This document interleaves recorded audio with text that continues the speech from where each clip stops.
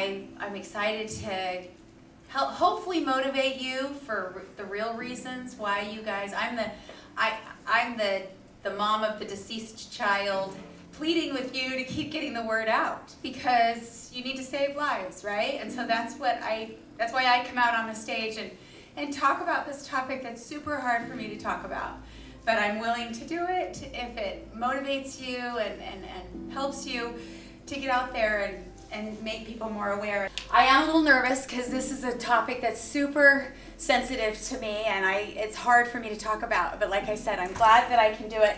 I hope that you understand that in hindsight, everything always looks clearer, right? But blood clots, you can't really detect them. And that's why you guys, it's so great when you can do preventative.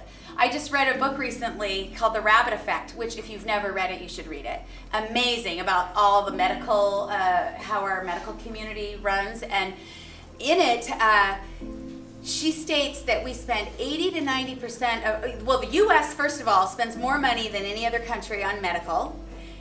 But we have less people in the United States with medical care than in other places. And 80 to 90% of that is all spent after something bad happens. And only about 10 to 20% is preventative. So good on you that you guys are trying to get people to prevent getting the blood clot before it ever happens. She was a healthy, athletic, non-smoking 18-year-old girl. We decided to put her on birth control for acne because it appeared it was hormonal acne. So we went to the dermatologist, she put her on it, and she put her on an antibiotic. Fast forward a few months and she's starting to have some strange issues, but we do not relate them at all to the birth control because they'd asked, did she have any clotting? Do you have history of clotting? And we said no, and so they just sort of prescribed. So as cross-country season, the way that we knew she was struggling was cross-country season started, and she was doing really well pre-season, like she had set some kind of a course record, and then 2 weeks later, she was bombing. And we thought, well, what in the world's going on? Because it's just not like her to do so dramatically different. I mean, you know, you have your good days and your bad days. Any runners in here, and sometimes you feel really great, and other times you don't. And we wanted to have a successful senior year, so I took her into the doctor and said, something's going on. She says her legs are heavy. She doesn't feel so great. She had this great run 2 weeks ago. I'm wondering if she's got like overtraining. And so I took her actually to a sports doctor, and he thought it was overtraining. He said, take it easy for, give it a rest and see if that will help. And so then it still wasn't getting any better, and she was and I thought it was psychological. So then I took her to a doctor to talk to her about if she was having some mental issues with her running, because I have 7 kids and they all did sports, and they get in their head and then they can't perform.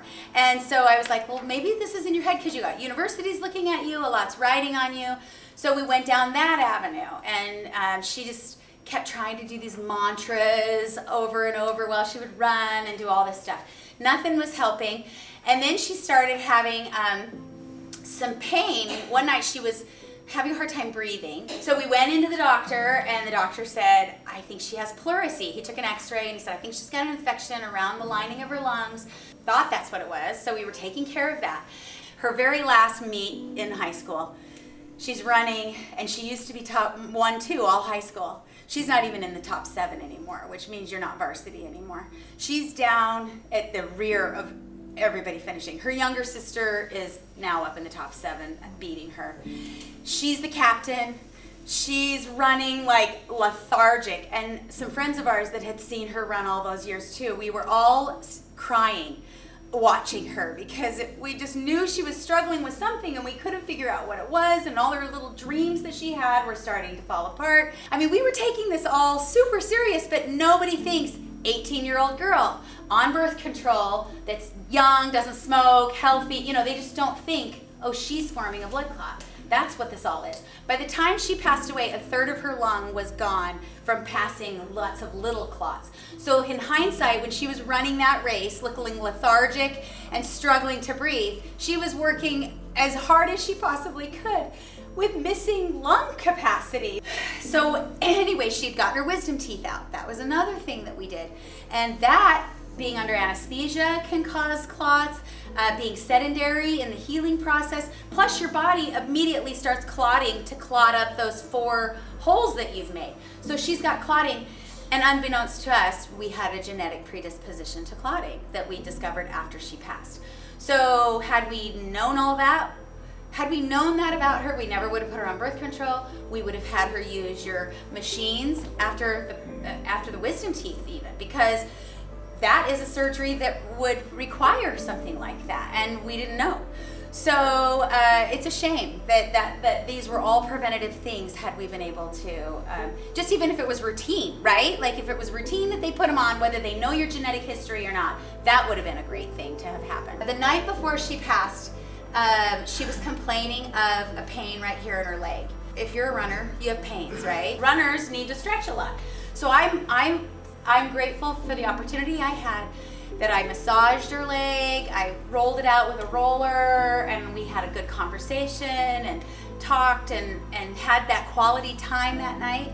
So in the morning, she got up and she told her dad that she had thrown up in the night, and he said, well, go back to bed.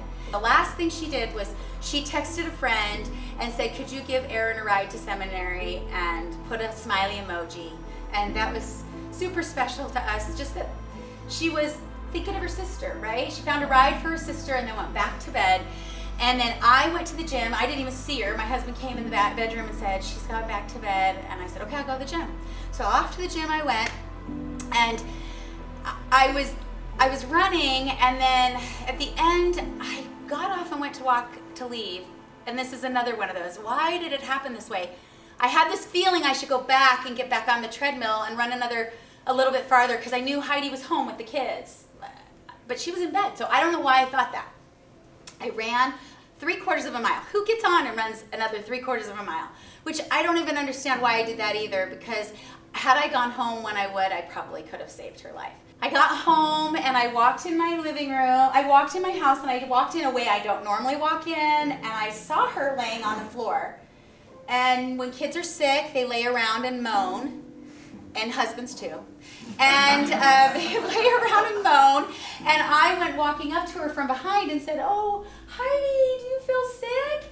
And I touched her, and I immediately knew that something was wrong, because her backside was all wet. So I knew that she had probably wet her pants, I thought maybe while she was throwing up or something, but it was because her body let loose when she passed. So I rolled her back, and I saw her, and it was unmistakable that she was not breathing, and I just screamed at the top, like, no, no, no, and I just stomped my foot, and I was like, I could just envision this is not going to end well. I just knew it wasn't going to, and I feel like God told me, this is what's happening, and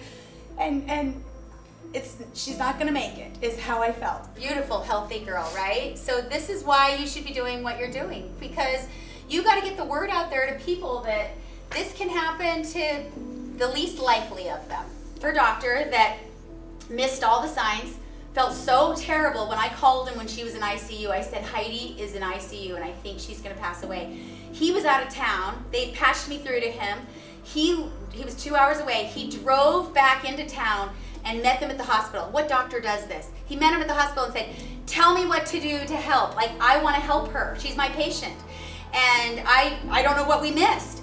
And since then, they found out all of our kids have clotting factors except for one. She saved lives in our own family from this. Some were supposed to go on birth control. One was 3 weeks away from having a baby, and she's got factor V and prothrombin. And those two combinations with having a baby almost guarantee getting a blood clot if you're not putting the cuffs on, if you're not taking the medicine.